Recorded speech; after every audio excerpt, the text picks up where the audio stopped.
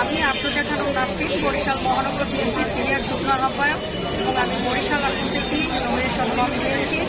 আমি দীর্ঘ 17 বছর ফ্যাসিস্টের বিরুদ্ধে যুদ্ধ করেছি, আন্দোলন সংগ্রাম করেছি। সেই আন্দোলন করতে গিয়ে আমি 9 বার জেল খেটেছি। আমার 55টা মামলা ছিল, 4.5 বছর আমি জেলে ছিলাম।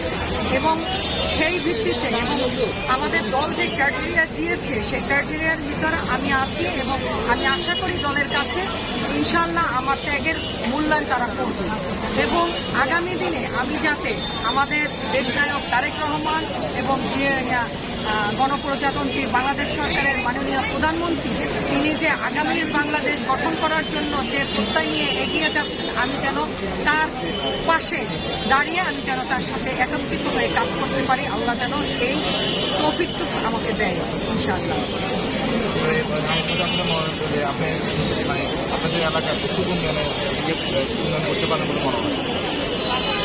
আসলে নারীদের জন্য এমনিতেও আমি আগে থেকেই কাজ করেছি। আমি বিভিন্ন আপনার সমাজসেবামূলক যেমন বস্তি এলাকায় নারীদেরকে শিক্ষার জন্য এবং ফ্রি মেডিকেল টিম এগুলোর জন্য আমরা কাজ করেছি এবং তাদের পাশের জন্য আমরা কাজ করেছি এবং এই সামগ্রী খাদ্য সামগ্রী আমরা তাদেরকে দিয়েছি।